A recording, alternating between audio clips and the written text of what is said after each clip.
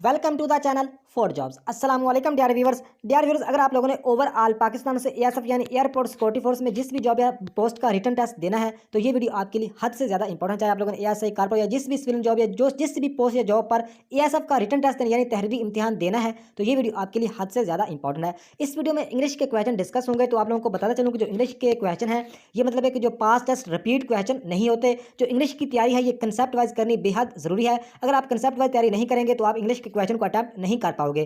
तो आप लोगों को जो इंग्लिश के क्वेश्चन आप लोगों के टेस्ट में आते हैं वो 6 से 7 कैटेगरीज बनती है, जैसा कि tenses, active and passive voice, parts of speech, इसके अलावा ऑपोजिट वर्ड यानी सिनोनिम एंटोनिम, इसके अलावा कॉमन सेंस, आर्टिकल, प्रेपोजिशन, यानी 6-7 कैटेगरीज के क्वेश्चन जो इंग्लिश के हैं वो आप लोगों के टेस्ट में आएंगे, लाजमी आएंगे। तो इन 6-7 कैटेगरीज को अलग अलग हर वीडियोस में आप लोगों के साथ डिस्कस करूंगा। तो इस वीडियो में पार्ट्स ऑफ स्पीच को फुल गहराई से डीपली देखेंगे। पार्ट्स ऑफ स्पीच रिलेटेड कोई भी क्वेश्चन आएगा तो आप इजीली हल कर सकोगे। तो नेक्स्ट वीडियो की अगर बात करें तो नेक्स्ट वीडियोस में एक्टिव एंड पैसिव वॉइस को फुल आसान अल्फाज में डिस्कस करूंगा। जो एक्टिव एंड पैसिव आप लोगों के लिए हमेशा हमेशा के लिए क्लियर हो जाएंगे। इसके अलावा अगर बात करें टेंसेस के क्वेश्चन भी आप लोगों के टेस्ट में लाजमी आते हैं टेंसेस के हवाले से, जैसा कि सेंटेंस में पूछ लिया जाता है कि ये किस मतलब है कि टेंस का फिक्र है, या इसमें subject object helping verb verb ये क्या चीज़ होती है। तो जो टेंसेस की वीडियो है ये खास तौर पर मतलब है कि एग्जाम मतलब है कि जो जॉब्स एग्जाम के हवाले से ही मद्देनजर नजर रख के ही बनाई गई है टेंसेस की वीडियो, तो वो भी जल्दी अपलोड करूंगा। तो तकरीबन 6-7 वीडियोस में जो आप लोगों की इंग्लिश की तैयारी है वो 100% विद कंसेप्ट के साथ हो जाएगी, गारंटी के साथ। तो इस वीडियो में पार्ट्स ऑफ स्पीच के रिलेटेड कोई भी क्वेश्चन आएगा तो आप इजीली हल कर पाओगे। तो अगर नेक्स्ट बात करें कि इससे पहले भी 2 वीडियो अपलोड किए, एक अपलोड किए Pakistan study and word GK की, अगर वो आप लोगों ने नहीं देखी तो लाजमी देखो। जो आप लोगों की word GK and Pakistan study की उस एक वीडियो से आप लोगों की तैयारी काफ़ी ज़्यादा हो जाएगी। तकरीबन 30-31 मिनट की वीडियो है, उस वीडियो का लिंक इस वीडियो की डिस्क्रिप्शन में मौजूद है। इसके अलावा एक इस्लामिक स्टडी की वीडियो अपलोड किया है, तकरीबन 27 मिनट की है, अगर वो आप लोग नहीं देखी वो लाजमी देखो। जो इस्लामिक स्टडी की तैयारी है वो आप लोगों की 100% हो जाएगी। और इस वीडियो को मुकम्मल देखो, इससे जो आप लोगों की इंग्लिश की तैयारी की कुछ तैयारी हो जाएगी। नेक्स्ट वीडियो अपलोड करूँगा एक्टिव एंड पैसिव वॉइस की टेंस, यानी 6-7 वीडियो में जो आप लोगों की इंग्लिश की तैयारी है वो विद कंसेप्ट गारंटी शुदा आप लोगों की तैयारी 100% हो जाएगी। कोई भी क्वेश्चन इंग्लिश रिलेटेड अगर आएगा तो आप इजीली आंख बंद करके उसे टिक कर पाओगे। तो वीडियो का बकायदा आगाज करते हैं। उससे पहले अगर आप लोग चैनल पर नए हैं तो प्लीज़ चैनल को सब्सक्राइब करो, ताकि आप लोग मतलब एक नेक्स्ट जो वीडियो सुनकर जो एएसएफ की जो तैयारी अच्छी तरह कर सको और 90+ नंबर हासिल कर सको। तो वीडियो को लाइक भी कर दीजिएगा, बहुत शुक्रिया। तो वीडियो का बकायदा आगाज करते हैं। पार्ट्स ऑफ स्पीच की आप लोगों को पता होगा शायद पहले 8 पार्ट होते हैं। इसमें कौन कौन से पार्ट हैं? Noun, pronoun, adjective, verb, adverb, preposition, conjunction और इंटरजेक्शन। तो इसको हम थोड़ा सा डीपली देखेंगे हर एक को, ताकि इनमें से कोई भी क्वेश्चन आए तो आप इजीली हल कर सको। तो नंबर 1 पे बात करते हैं नाउन। तो नाउन की अगर मतलब तारीफ देखें, noun is a naming word, a person, thing, a place, यानी नाउन एक नेमंग वर्ड है, यानी पूरी दुनिया में जितनी भी चीज़ें हैं हर चीज़ का कोई ना कोई नाम होता है, तो वो नाउन मतलब है कि कहलाता है। जैसा कि एक पर्सन का किसी पर्सन का नाम हो सकता है, किसी थिंग किसी चीज़ का किसी जगह, और प्लेस किसी जगह का। तो नाउन के आगे अगर एग्जाम देखें तो 5-6 एग्जाम है, जिसमें कॉमन नाउन यानी मतलब है कि स्कूल, कॉलेज, इसके अलावा गर्ल, वोमेन, मतलब है कि जितनी भी कॉमन चीज़ें हैं वो मतलब है कि उसको हम कॉमन नाउन बोलते हैं। तो इसी तरह कुछ चीज़ें प्रॉपर नाउन में आ जाती हैं, जैसा कि कायदे आज़म, इलामा इकबाल, इसके अलावा पाकिस्तान, इस्लामाबाद, शाही मस्जिद, ये सारे क्या है, ये प्रॉपर नाउन है। तो ये खास चीज़ों को हम प्रॉपर नाउन कहते हैं। तो नेक्स्ट अगर बात करें नंबर 3 पे है कलेक्टिव नाउन। तो कलेक्टिव नाउन की अगर बात करें तो इसकी एग्जांपल ये है टीम, चाहे क्रिकेट की टीम हो, कबड्डी की टीम हो, चाहे फुटबॉल की टीम हो, तो ये मतलब है कि कलेक्टिव नाउन में आती है। जैसा कि पाकिस्तान आर्मी, रेंजर, एएसएफ, यानी जिस मतलब है कि जिसमें ज़्यादा मतलब है कि मतलब तादाद होती है उसको हम क्या बोलते हैं? कलेक्टिव नाउन बोलते हैं। तो कबड्डी या मतलब है कि टीम की अगर बात करें इसमें भी ज़्यादा खिलाड़ी होते हैं तो उसको हम क्या बोलते हैं? वो कलेक्टिव नाउन कहलाता है। चाहे वो पाकिस्तान आर्मी है, चाहे रेंजर है, चाहे एएसएफ है, चाहे टीम है कोई भी, तो वो क्या वो कलेक्टिव नाउन में आती है। तो नेक्स्ट अगर बात करें नंबर 4 पे, कुछ नाउन होते हैं काउंटेबल। काउंटेबल का मतलब होता है जिसको हम जिन नाउन को हम गिन सकते हैं, तो जिनको हम गिन सकते हैं वो काउंटेबल नाउन। और कुछ ऐसे नाउन भी होते हैं जिनको हम नहीं गिन सकते, यानी अनकाउंटेबल। तो अनकाउंटेबल नाउन की बात करें जिसमें फ्लोर, आटे के ज़रात को हम नहीं गिन सकते। इसके अलावा वाटर, पानी के कतरों को हम नहीं गिन सकते। इसके अलावा साल्ट, नमक, उसको हम नहीं गिन सकते। लिहाजा ये अनकाउंटेबल कैटेगरी में आते हैं। उम्मीद है कि जो आप लोगों की नाउन की समझ आप लोगों को आ चुकी होगी, नाउन के बारे में आप शायद पहले भी जानते होंगे। तो नंबर 2 पे बात करते हैं प्रोनाउन। तो प्रोनाउन की तारीफ है, a pronoun is a word which is use instead of a noun, यानी सिंपल इसकी तारीफ ये है कि प्रोनाउन नाउन की जगह पे इस्तेमाल होता है। यानी a pronoun is a word which is use instead of a noun, यानी ए प्रोनाउन एक ऐसा वर्ड है जो कि यूज होता है इंस्टेड यानी बदले में, ऑफ नाउन यानी नाउन के बदले में, यानी नाउन की जगह पे मतलब एक इस्तेमाल होता है प्रोनाउन।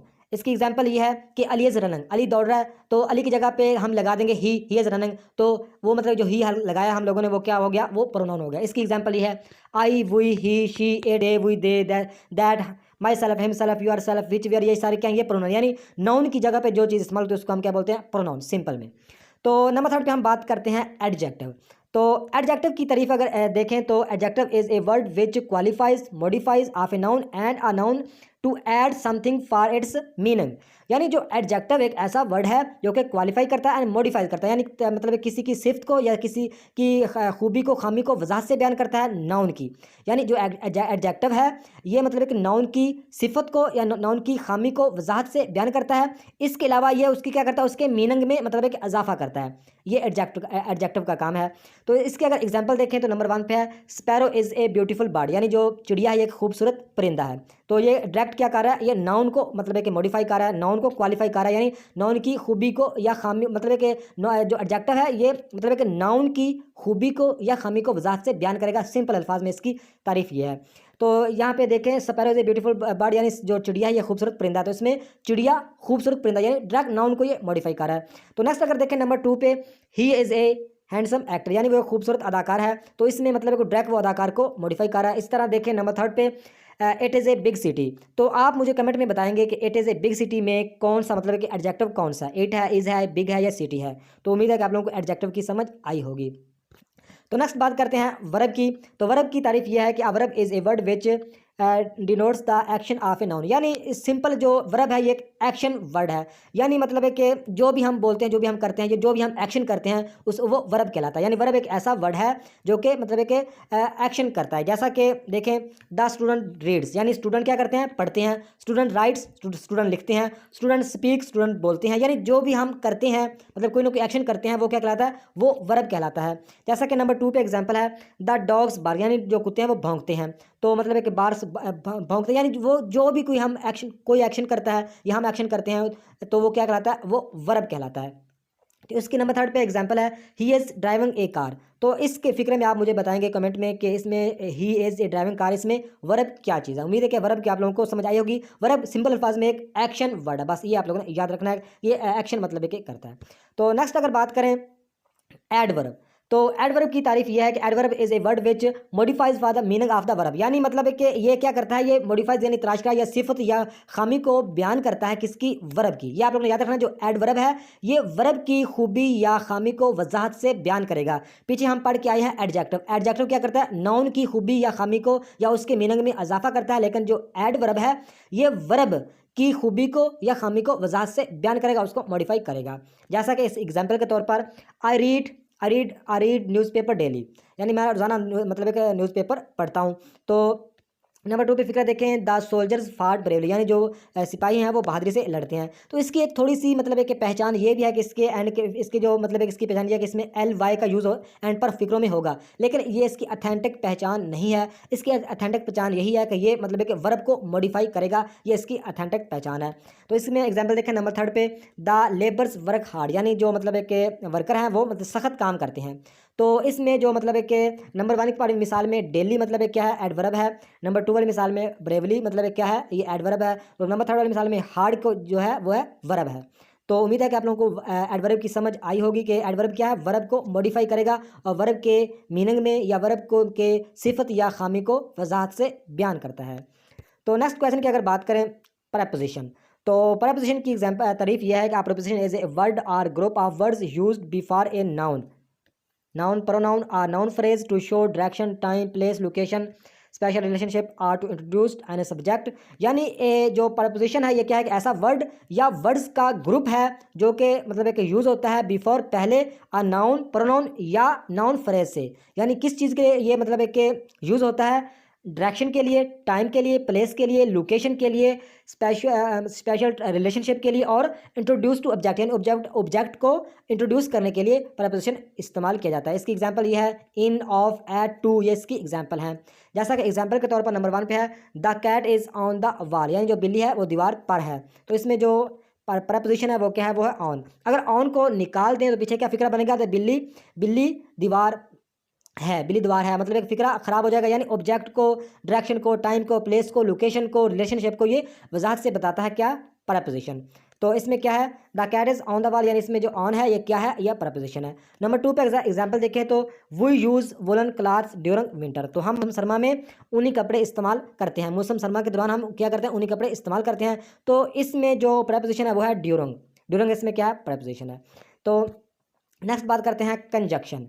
तो कंजक्शन की तारीफ यह है, conjunction is a word which joins sentence and also links words, यानी जो कंजक्शन है वो क्या करता है, वो एक तो सेंटेंस को आपस में जोड़ता है, दूसरा क्या करता है, वर्ड्स को भी आपस में जोड़ता है। तो ये सिंपल इसकी यानी ज्वाइन करता है सेंटेंस को एंड आल्सो लिंक्स वर्ड्स को। तो जैसा कि इसकी एग्जांपल ये है, he is rich but not happy, यानी वो अमीर तो है लेकिन वो खुश नहीं है। तो इसमें जो बट बीच में आया है ये क्या है, ये कंजक्शन, यानी he is rich but not happy, यानी वो अमीर है लेकिन खुश नहीं है। इस तरह नंबर 2 पे एग्जांपल है, ब्रिंग हिम बैट और बाल, यानी बुला लाओ और मतलब है कि बाल भी और बाल।